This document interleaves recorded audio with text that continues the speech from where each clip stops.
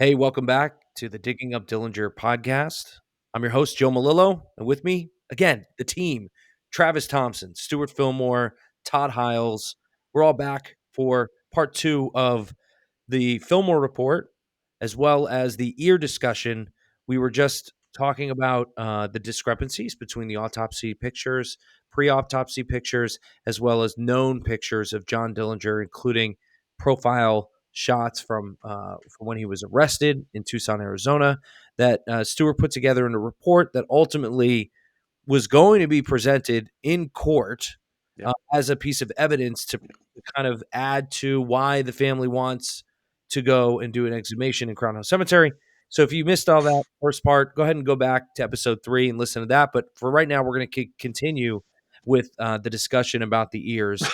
It's one of my favorite discussions I can't believe you put this together, Stuart. This is insanity that you did this, and then it just is so obvious when you look at it. Yeah. When we left off last episode, we were talking. It kind of does from an outsider's perspective and not an expert's perspective. It looks like John. Like it looks Yeah. very similar Absolutely. in a lot of ways. And Yep. you could just like kind of make up buffer things that would be an excuse for, okay, maybe you're right. You know what? The pictures weren't that good. The cameras weren't that good. It was a crazy day that day. He Right. transported is another one. He had facial surgery. So we've kind of done all this, but one of the more interesting facts that we can bring up on this podcast, because we're so special, because we are, this We podcast are. is ridiculous, Definitely. is because we have Travis. He has the family knowledge from literally from passed down from his dad to him. So Travis, I want you to jump in and tell our listeners and viewers what's the official story from your family about that day that he was killed, and ultimately when your grandfather, Great-grandfather. great grandfather saw John's body for the first time, and what was that like? What's been told? Yeah, so back when I was in high school, I was doing a book report on Dillinger. I was in the Indiana history class, so I was doing a book report on my great uncle. So when she was sitting with me, well, my grandmother's Frances, for everyone who doesn't know, um, when it came to that point in my report, she stated Audrey, her oldest sister, had went up to Chicago and identified the body first.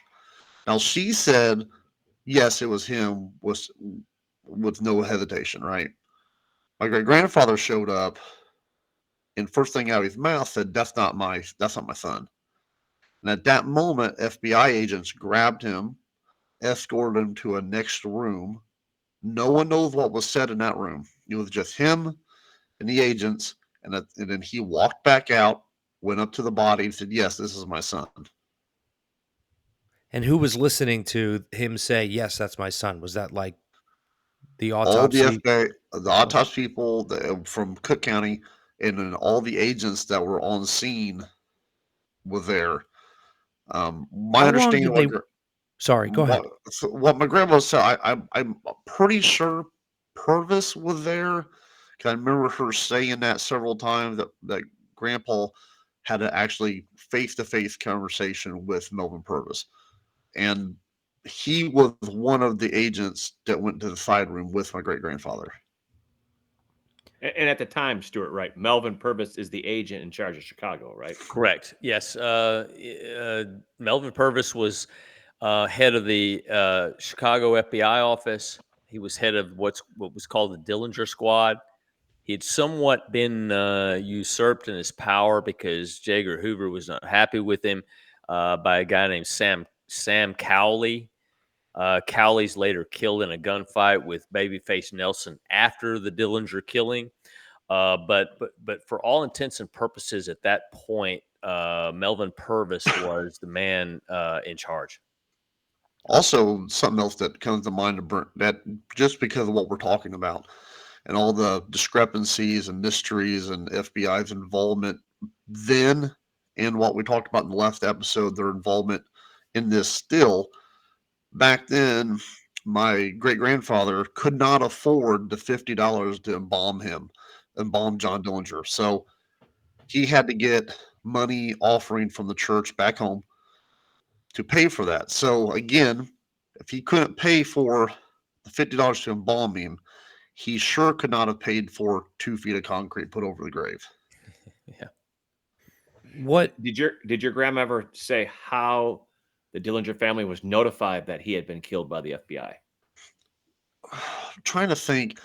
Um, I actually think a reporter from Chicago contacted the family because that same week we have actual original photos of when John was put into the paddy wagon before he was taken to the Cook County morgue. That reporter, I believe, I don't know his name off the top of my head, but I believe he was the one who contacted the family. Okay. And for inside knowledge about journalism, do not do that if you're a reporter. You're not supposed to do that. You're supposed to let law enforcement officials tell the family that their loved one has been killed or died.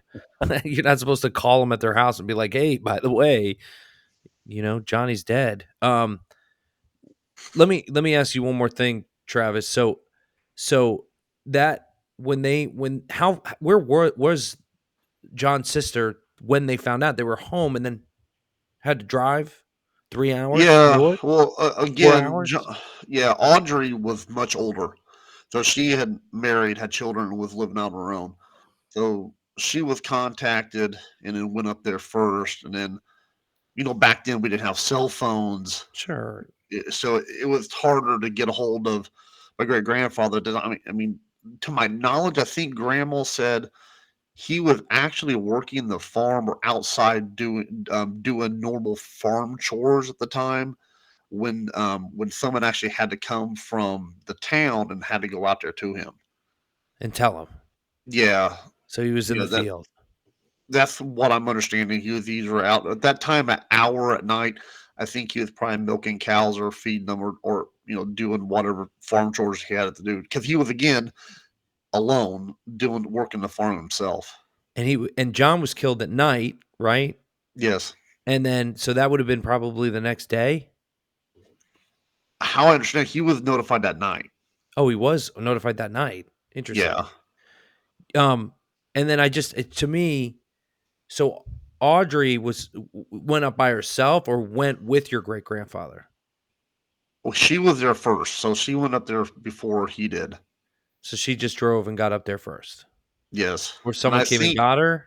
and I think Hubert brought my great grandfather, which was John's brother, because John Senior. If you ever watch any of the old videos of him, you can tell the whole Dillinger escapade with his son was wearing him down. I mean, you can tell how emotional he was in the video, which is great. We have audio of it. So I don't think he would have been emotionally able to drive from Mooresville, Indiana to Chicago. So what I've understood, what I believe Hubert drove him. And your grandmother was there too at the autopsy or at the body identification, or no? She was too young. No, no, she was too young. Yeah, I don't think they would have brought her or Doris up there. They're too young. I don't think my great grandfather would want to expose them to that. So I'm not really sure. Grandma really never went in detail where she went or what had happened, but the story, like I told you, relayed. That's what her father told her what happened. Yep. They went into a different room. Something was said, and all of a sudden he changed his mind. And now that's my son. Yeah, and there's more to that later on during this podcast. Once we get further into it, what my feelings are after the fact of what the family did. But Sure, um, sure. Yeah, yeah, we'll go into this. Just run down the family members. Again, and I'm sorry. We have John Dillinger Sr., right? Your great yes, grandfather. And then you said Doris. no, Audrey was the oldest. Okay, so Audrey's the next. Yep, go ahead. Yeah, Audrey and John were full siblings. Then it went Hubert, Doris, and my grandmother Frances were half siblings. Got it. So your grandmother had two older siblings that were half related to John Dillinger, and John had two younger siblings that were Audrey and Hubert. No, No, I'm no, sorry. yeah, Audrey was the oldest, so Audrey and Yep. John shared the same mother and father. That's it. That's what I meant. Yeah. Yep. Oh, okay. Audrey and John's mom died when I think John was 3 years old, 4 years old. And then John Sr. remarried a few years later, and then had a family with Francis, Doris, and Hubert Yeah. after that. Yep. Just wanted to make sure because I sometimes get confused sometimes on that stuff. So I want to make sure the listeners are following Yeah. along in terms of the family tree line. No, you're not the first one to ask that. I get asked that a lot. How many siblings and names? So Yeah. Yeah. Um, Hey, so I here, got a quick question for Travis. yeah, So you mentioned you did this for your senior high school paper. yes. What grade did you get on this? Oh, I got A plus plus Oh, plus. it And had to be. what was great was I was a freshman in high school when I took this class, and this was only a junior senior class. But the history teacher wanted me in that class. I wonder And why. while I was in school, the school, well, the Mr. Emerson was the teacher's name. He made it a policy that no one else could do a Dillinger report while I was in school. Oh. Did he keep your original report? Does he still have it? Actually, I do. My dad has it. Dude, go get it. Go get it right now. Get up and go get it. No, I'm just I want to kidding. read a copy. I want to read a copy. Of that Yeah, me report. too. Because that's firsthand account knowledge Yeah. from your grandma. No, yeah, my grandmother sat there and word for word. I was listening in her type. I wish I would have recorded it, but hindsight, Yeah. everyone else is going to be like, "You had that firsthand knowledge. You should have recorded." But that's my grandmother. I wasn't. It's just a family thing. It wasn't to me. Yeah. Like if you all had a famous Yeah, family member. all of us just have famous relatives, that we just want to interview. Yeah. I have some So famous relatives. it was great, and it was a lot for grandma to do that because there was a lot of emotion, memories coming up. So we'd have to take breaks. Interesting. Travis, thanks for sharing that because I think we're in this autopsy report stuff, and it's important to hear people that there was question marks about your great-grandfather's reaction as well. So, and take it for what it is, folks, right? Stuart and Todd, back me up on this, but secondhand knowledge, third-hand knowledge at this point, I mean, how reliable is it? I mean, I know, Travis, it's your story and you know it, but in terms of witness credibility and stuff like that, I mean, it's not something that we could take wholeheartedly as fact. It's just something Yeah. else, a story that's been brought up, right, guys? I mean, back me up on Yeah. this. Yeah. Yeah. Yeah. Yeah. Sorry. Yeah. I mean, there's nothing like getting firsthand accounts from someone that was there. I mean, we can study books and read that stuff, but there is absolutely nothing like talking to the people that were actually there. It's just And just weighing it through telephone, through 90 years of telephone with Travis, right? Because he heard it from his grandma, who obviously heard it from somebody else, and memories and time and, human nature want to change things. And just, it's an interesting tidbit to add to this pot of just craziness. So, Yep. Yep.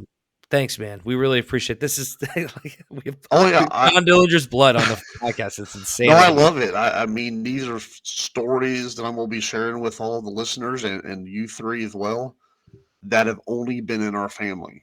Not a lot of this has got out. This is stuff. My grandmother's stories never changed the entire time I was with her. So she was a very, the Dillinger thing, Bob Loddick said a lot of bad memories.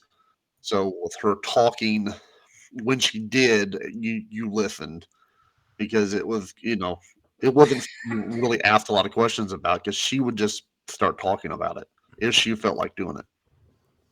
And this is awesome that this is the only podcast that you're going to hear Travis's stories on. Absolutely. Yep. Exactly. Yep. You your grandmother and the stories, and obviously we're trying to get Mike Thompson as well, your dad, on the podcast eventually. We'll have to Definitely. go to there and take care of Mike and let him tell you, because let's face it, he's got more stories than you, Travis. Oh, he's definitely got more, especially since he got to hang out with Hubert and the other relatives and hear their firsthand accounts, which is more amazing. Because when during our endeavors, Stuart with me, when we were going through all the other TV series, Dad would just start talking. There's a lot of story that I had never heard before. That was something would just trigger that memory. Great. Well, let's get back into a little bit more detail from Stuart on the ear discrepancies from the autopsy report. If you're watching, congratulations on YouTube. Thanks for watching on YouTube. Yeah. You got into the right place for this episode, because it's a very visual episode. But we're trying to do our best from a podcast perspective too. The ears, they look weird. They just look different. You can't attribute it to the lighting, in my opinion. You can't really attribute it to the autopsy procedure of peeling a face down and taking out the skull cap and then replacing it, because one of the pictures we're looking at is pre-autopsy photos. Correct. Yep. Stuart, where else do you think we need to go to let people know about the ear discrepancies here? Well, I mean, to me, it just jumps out at you. So many of the so now, Joe, you pulled up. This was the initial picture that I saw, where I'm looking at it and I'm thinking, what is different here? Obviously, when someone's dead, it's nobody looks good when they're dead, right? But something kept jumping out at me, is like, what is different here? What is different that I see? This is supposedly Dillinger. This is a picture obviously taken of him in the morgue. It's just, how can I reconcile what's different? And then eventually it hit me. Look at the ears. Dillinger had somewhat kind of protruding ears if you look at him, front on, from face on. And if you look at the corpse, again, those ears are more pinned back. They do not protrude near as much. And that is actually, this is the very first photo that I looked at where I thought, what's up with the ears? Why are the ears different?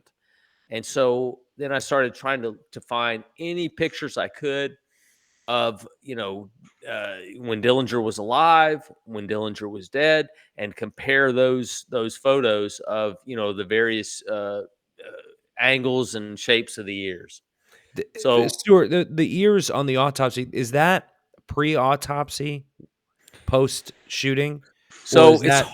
It's hard to tell on the one that's on the screen right now whether it's pre or post autopsy. Obviously, he's been cleaned up. You don't see the dried, running blood, on the face. You clearly see some of the. I think on the left side of his face, there's some scratches. Underneath his right eye is actually where the bullet that killed him exited. And then, along the top of the screen, you see three different photos of Dillinger. One is from the one on the far upper left is Dillinger in 1924. The one in the middle upper is Dillinger in 1934, and the one on the far right top is Dillinger in 1934 in July after he was killed. And the photos on the bottom are just close-ups of the very same photos at the top. And if you look at the first two at the bottom, the left and the center picture, that's from 1924, 1934. Those ears look, pretty much the same. Yeah, no, I mean, you literally go back and forth, and they look exactly the same. Those two ears. Very, very He looks similar. he's a handsome-looking young man, though. Absolutely. What is that picture on the top left? What is it from? His prom. No, that Kinda- I'm not the bow actually. tie on. I'm not actually sure, Todd, that you mentioned that. What that's from? He was arrested in 24. That's when his, he had attacked the grocer in Frank Morgan in Mooresville. That's what started him. That's what sent him to prison. That's when this whole odyssey really began.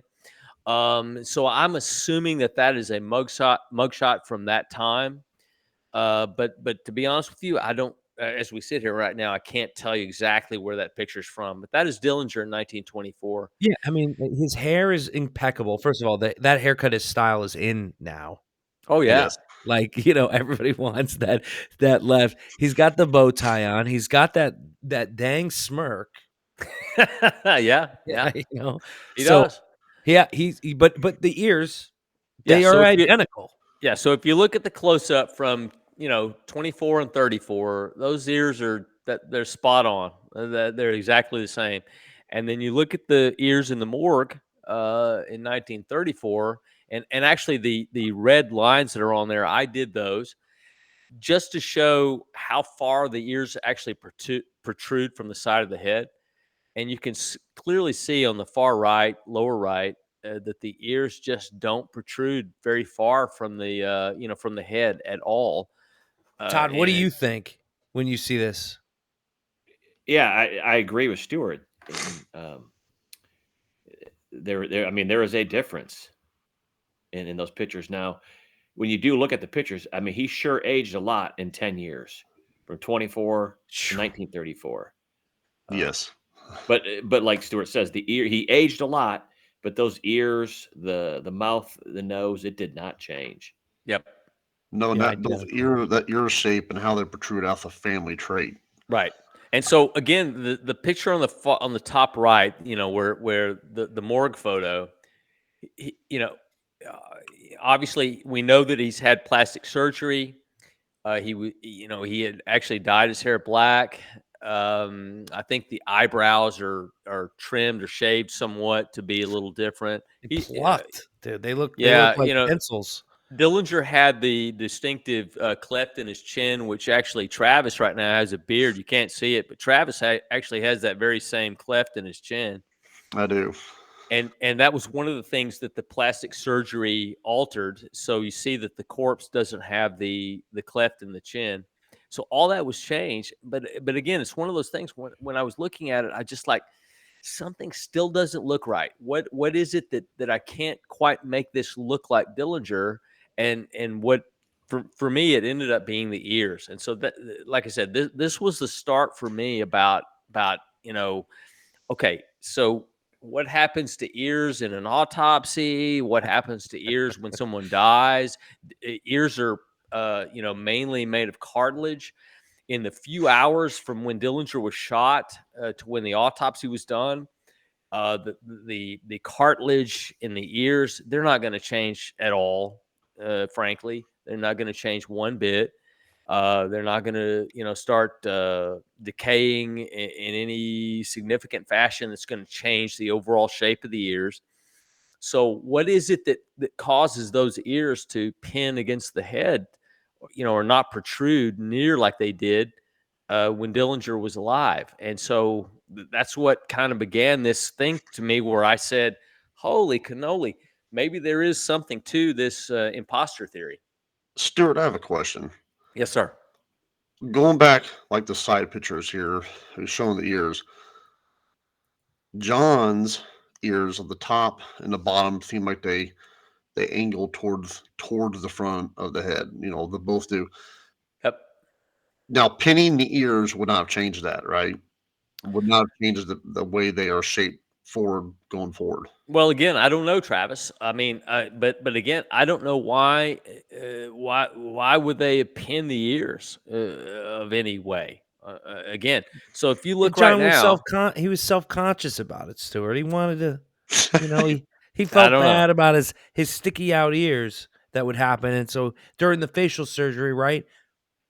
He pinned him back. I mean, it's a Well, simple answer, and Stuart. again, no, Joe, I know you're doing that in kind of a playful voice, but I actually had that thought because, I'm trying to figure this out any way I can, and that's when I found the FBI reports of the doctors that did this surgery, so-called surgery, this plastic surgery, as to exactly what they did. And the FBI went into great detail about what was done in these procedures, and nothing was mentioned about the ears. Now, they did actually, there was some kind of incision that they talked about that was made in front of the ears. So I mean, maybe it's possible that the skin when it was healing could have tightened a little bit, that it would have maybe pulled that ear in a certain way. That But would be painful. oh, absolutely. But what Travis is pointing out here is if you okay, so let me again You want me to go explain. back up? You want me to No, go no, back no, up? leave it Okay. there. But let me explain what we're seeing. So again, the earlier picture we saw of Dillinger wearing the bow tie from 1924. This is actually these are the side or the profile pictures of those same pictures we just saw. So upper left is Dillinger in 1924, and then the bottom below it is a blow up of that picture. It's a zoomed in version. In the middle is same thing. Dillinger in 1934. The one in the middle bottom is that zoomed in ear, and then the one on the upper right and bottom is Dillinger in the morgue. So if you look at the first two ears on the bottom, zoomed in, very, very similar. The shape is the same. The top of the ear kind of points, uh, in the same direction. It's angled relative to the head in the same way. Whereas if you look at the picture of Dillinger in the morgue, that ear actually angles back. So I would think if somehow there was an incision made on the face somehow to do a facelift of some kind, if anything, it would pull that ear more toward the face, and it would angle more toward the front. But instead, it angles back. When So you say again, angles back, what do you say? Explain that to me. Like, okay, you mean, look if you look at the very top of the ear, and Joe, I yeah, don't know if I don't know if you have any kind of a pointer or anything, but what I'm yeah, looking I'm at doing it. right Yep, okay, what I'm looking at right now is the ear that's all of the body in the morgue, on the bottom right, or yeah, on the bottom right. yep, yep, yep. And if you look at the very top of the ear, there's a Yeah. certain point or a crowning to that ear at the very top. Um, and then the structure from there just seems to point uh, up or backwards versus the other two Oh, photographs. I see what you mean. Yeah, like Yeah, back towards the back of his head correct. versus kind of like almost like an elephant ear. Like it's kind of Yes, like he's got yes, more elephant-like ears in on the younger pictures, and then yes. the other one kind of goes back. I see what you mean by back now. Okay, Yep. and obviously, folks, we're sorry if you're listening to this and we're just talking about like random ear shapes and stuff. Like we understand. Follow us on YouTube. We'll put some stuff on TikTok and Facebook.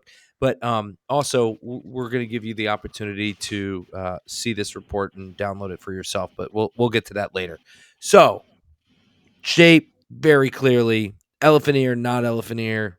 Absolutely, it's N- very different from when like I said, if you compare it with photographs taken 10 years apart that look very very similar. Okay, Yeah. versus the one that was taken roughly 6 months after the one in the middle. The middle picture and the picture to the right were taken roughly 6 months apart, and the ear is just drastically shaped differently. I it would it be difficult to fix like because we see how there's similarities in the face stuff, and maybe I'm getting a little too deep here, ahead of myself. But like the eyebrows, like we talked about the cleft in the chin, stuff like Yeah, that, yeah. could it possibly be changed? Like, could they after the fact make the imposter look more like John versus us trying to figure out if that's John on the table? Do you know where I'm going with this? Like, Yes, I've I been feel through the like it's same. Yes, I've been through the same process in my mind, and actually, I think Todd has probably read the stuff, the background of this stuff, the more recently than any of us. But the doctors, and I use that phrase very loosely in this context, but the doctors that actually did this plastic surgery, I think one was a known alcoholic. The other one was like, a serial felon in and out of jail. Um, I think to do what you're talking about, Joe, would have taken, very skilled surgeons, plastic surgeons to do this kind of thing. And these guys, I think, barely had the skill to, drink a glass of whiskey. And you know, obviously this was Dillinger and his buddy were trying to, hide from the law. This is why they had these procedures done. So the doctors that they found that would actually do this were really not the most reputable guys. So they're obviously not the most qualified to do what needed to be done. So I don't think anything related to changing the shape of the ears would have. I think that would have been way beyond the skill level of an alcoholic and a serial felon. I have something to bring up. Can you scroll down one, Joe? I know we're Uh, talking about ears. This one Uh, yeah. or this one? Yeah, go back up. Go back up one. Yep. Right there. Okay. So, we've been sitting here talking about the ears. I have to bring this up. Look at the nostrils. Look at the top picture. Somebody else said that to me too today. The top of that nostril point, the opening goes up. The body of the supposed Dillinger, the nostril opening angles down. The opening goes down. Yep. Absolutely. Yep. Stuart just says, "Yep." Yep. That you make a great case, Travis. You I've convinced I've him. I've not really looked at these pictures this closely, other than probably one other time I've ever got to see this report. Something else that gets me, and I'm going to play devil's advocate pretty hard here. Something that gets me is the uh, crow's peak. Is that what we call it? The hairline. Yeah. Widow's So like yeah. the hairline is very like distinct, and I don't know if this is like a piece of hair that's like fallen down because it feels Nope. like the hairline also.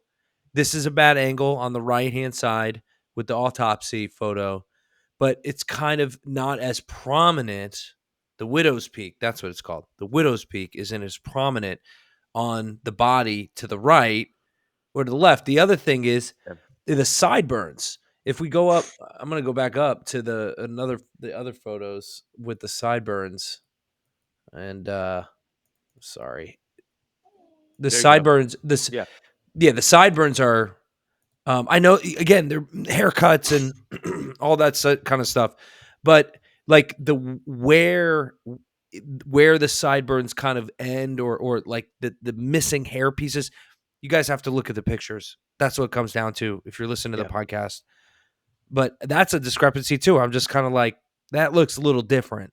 Yeah. But also, again, devil's advocate, you could say that the widow's peak, that's easily solved. He could just take a razor and just cut, his hairline straight across. And, also the autopsy report is very specific that the scalp hair was a medium brown color, and the rest of the hair was dyed black. So, I mean, whoever was on the autopsy table was clearly trying to, disguise his identity, which to me hints that this was Dillinger. Okay. And if this is the body that they're talking about right here, again, we have to explain, well, okay, I can understand you can shave that widow's peak, you can cut it. The sideburns you can easily change, but how do you change those ears? How do you explain those ears? And that's what I have wrestled with. I've come back with over and over, Joe. what's the other thought about this? Yeah, it could be John trying to hide his identity, or it could be somebody else trying to look like John. Yes. Right? Because he's dyeing your hair black. I don't know. It's just questions. We're just asking questions. That's all this is about. And again, this is why I say if I had been the case agent assigned to this, these are all the kind of questions I would want answered, and I would not close this case until I had these answers. What definitive answers did you get? Have you gone out to anybody, Stuart, and asked anybody like an ear experts or a pathologist or somebody to get kind of their take on this? Have you talked to anybody outside of the research that you did? So As Todd knows, I'm a very avid tennis player. I play a lot of tennis, and in the course of playing tennis, several of my regular tennis buddies are doctors. One is Oh, how convenient. yeah, one's a radiologist. One is a emergency room doctor, and several others. So I've bugged them time and time again, probably to where they don't even want me asking anymore. And I've shown them these photos and tried to explain, basically what I'm seeing in these ears. Why don't these ears match? Is this something that is, that the autopsy could drastically change? Is there, could the plastic surgery drastically change this? And the answer I'm getting back is no. That they're as baffled as I am about what I'm seeing here. What we're presenting on the screen. I'm stumped on this and this is the first one. We've got a couple other ones that are really interesting. But we also, I mean, our thought is to bring experts on this show Absolutely, yes. I mean, and have again, Definitely. if there's a logical answer to this, I want it. Yeah, let's find it. I want to know, because, like I said, a lot of these things, there's specific little things on the hairline and the shape of the nose and the overall shape of the face that to me says, hey, that's Dillinger. If I look at that and go, hey, that's him. You got him. Case closed. But when you really hone in on the slight, tiny little details, that's where this really starts getting funky, and I really start questioning things. There's this thought in my mind about let's try in my mind travel back to 1934 and let's think about this. And obviously the time period of the publicity that John got and everything that was going on at the time, people would have taken this autopsy. I'm talking about FBI agents, but also the person doing the autopsy. They would have taken this very seriously. This Oh, isn't yeah. just something. Oh, and here's another criminal. We gotta do this quick and get some pictures and stuff. They were probably like, this is very serious. We need to like up our game tonight and make Yep. sure that we're doing everything to code and to. But were the codes and the procedures and the things as strict about documenting this stuff, or was it kind of like lackadaisical? Because in my mind, 1934 is so long ago. Like everybody was just like gunslingers and riding horses and just it doesn't matter as much, right? Even Yeah, though yeah. So I know exactly where you're going. So in 1934, um, yeah, it was still somewhat of the old of the Wild West, but they were somewhat had moved into the modern world. There's a lot of documentation about the Dillinger case, and the Bureau documented a lot of this stuff. So, um, the cutting edge of technology in those days for identification of who this body was would have been fingerprints. And one of the things that the Bureau, at least I know when I went into the FBI in 1987, the thing that the Bureau prides itself on is how well it documents everything. If we go out and do something, we document this to the hilt, so that there's no question about what happened, and it's all recorded. What's interesting about this is that the FBI for 90 years now has said, we got Dillinger based on the fingerprints. It's the fingerprints. It was a positive identification through the fingerprints. And I can't find any documentation anywhere in the FBI file that says the name of the agent or the examiner who actually looked at the dead man's fingerprints versus the original, the known fingerprints of Dillinger, and said, "Oh, that's a match, and here are the matches." I have never found that document that would show, which highlights the things that they found that said, "Oh, without a doubt, that's Dillinger," because they would it said be in it's there and then just redacted, and you just can't see no, it? no. The only thing redacted in the Dillinger file are the names of informants that they would have talked to back in the day. Everything else is wide open in that file. So So why isn't there something in there saying, I, as fingerprint examiner, whoever, matched so many points and found this, this, and this with Dillinger? There's nothing specific about how they identified. They just say they did it. Is the And coroner mentioned? Like, is the guy or the guy who does the autopsy, is he named? oh, absolutely. But now you have to understand, Joe, that that's not the coroner's job is to look at the fingerprints. That's a little beyond the scope of what he's doing. Sure. No, I was kind of kicking back a little bit. So yeah, I see what your point was about the fingerprints, but I was saying, was the guy who actually did the autopsy or the coroner also mentioned, or was Oh yeah, nobody? yeah. Okay. No, absolutely. No. There's no question. The autopsy's documented. The entire autopsy report is in the file. It's all there. All these kind of things are documented. It's very, very thorough. And there's no I'm not. blemishes on the record of the person like ever before having messed up on an autopsy previously. You know what I'm saying? Like, No. is that something we No. could look into? Nope, not at all. No, as far as we know, the doctor that performed the autopsy was straight up, was of reputable character. There's no question to. There's no reason to question his findings in this thing. It's straight up. It is what it is. It's what Okay. he saw. Okay, so yeah, there's never been any issues about that.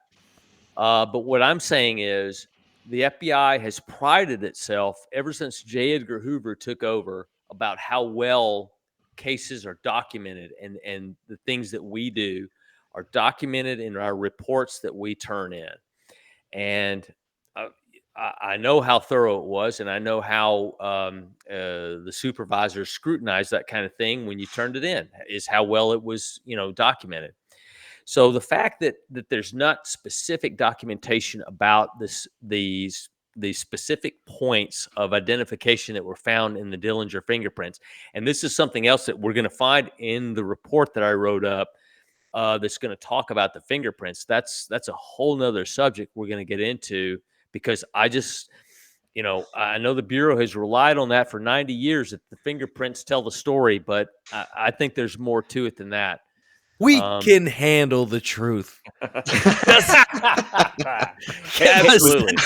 Give us the damn truth. At the time of the autopsy, was there any personal property that was released to the family? Yes. And actually, Travis, you could probably speak to that better than I can.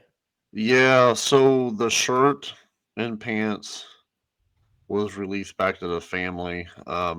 Back in the 70s, my grandmother took the bloodied, bullet-ridden shirt out of a trunk and went in the backyard and burned it.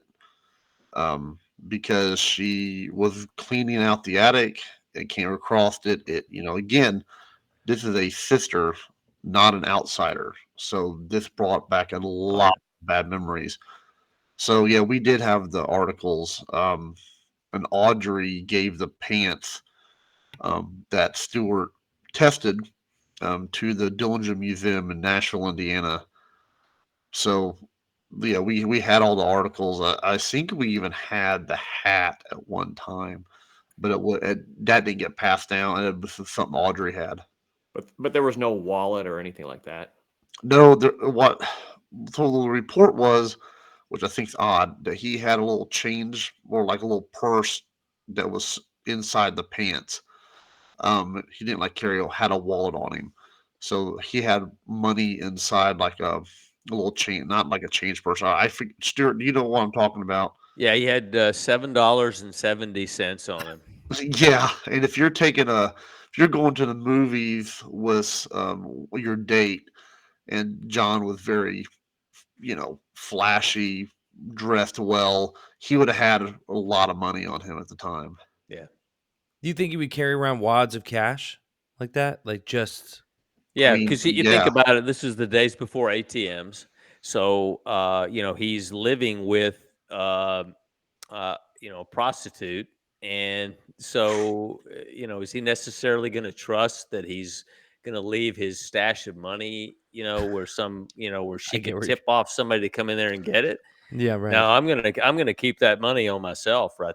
So yeah. or And if he's going to the movies, he liked to eat and go out and wine and dine his girls. So if they're going to the movies, more than likely they'd have went to a Yeah, but dinner. everything is 10 cents. $7.70 could go really far in Yeah, 1934. no Yeah. question. $7 went a hell of a lot further than it does now. But I agree with Travis in that even for 1934 standards, that's a paltry amount of money that he would have had on himself.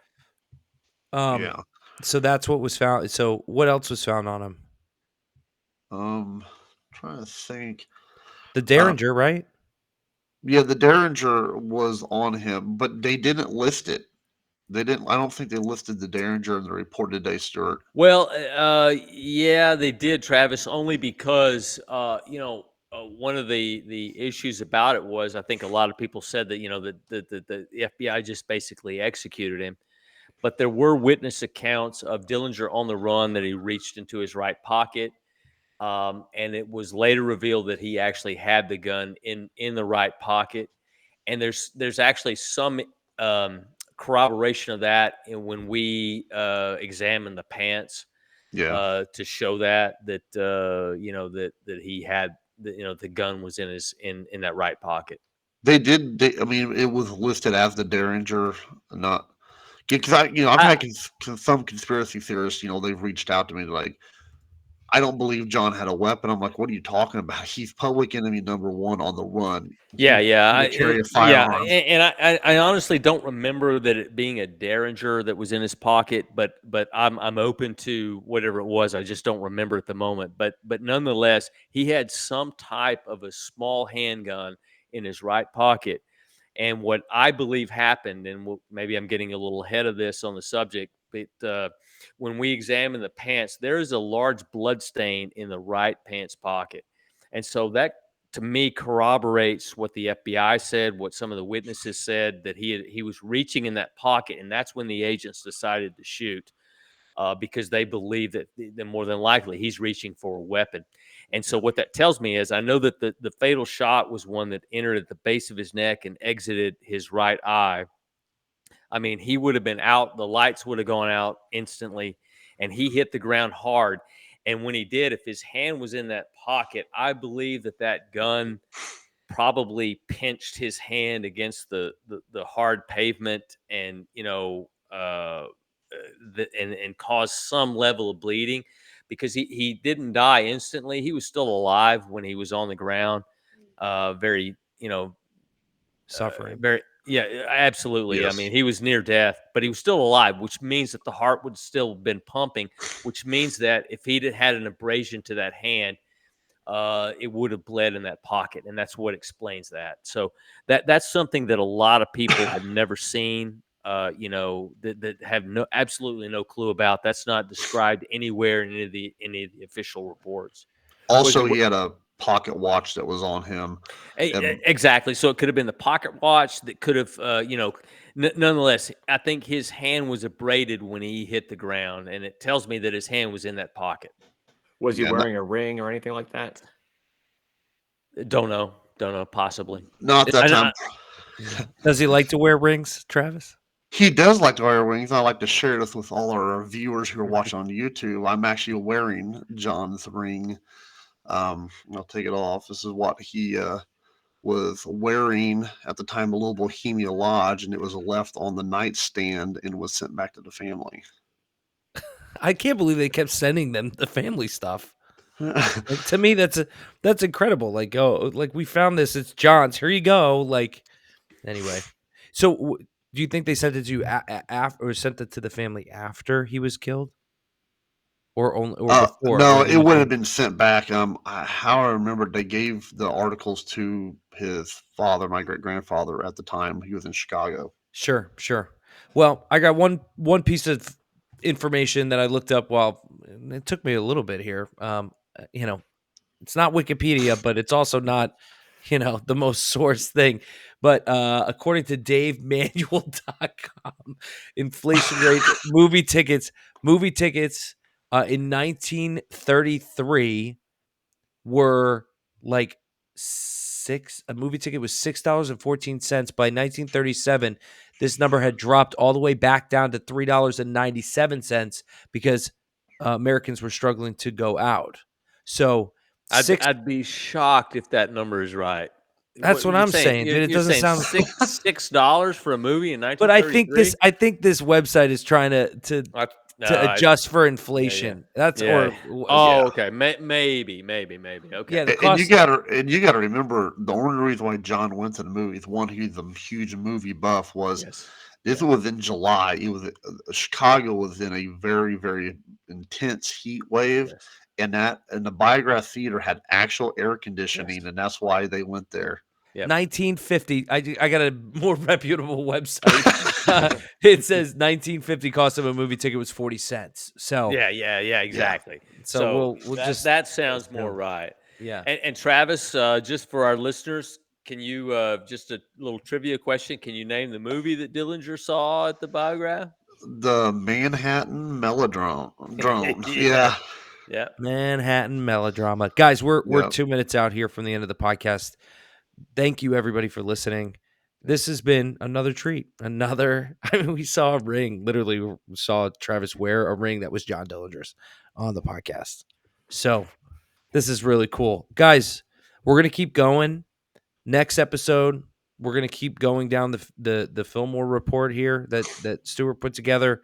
It'll lead to more discussions. Right, we're just trying to get you all caught up into why we think this is worth your time.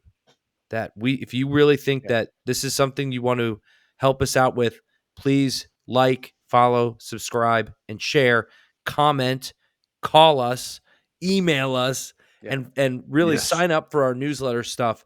There will be opportunities for you all to get involved, but our main goal here is to continue this historical investigation that's developing. Yeah. It's one of a kind. History breaking. Yes. History breaking. Oh, we'll love it. Any last parting words, folks? Join Man. us next time. Yep. Keep digging. Stay tuned because we're staying on this thing. We've been on it. We're staying on it. Meat on the bone, baby. There's still meat on the bone.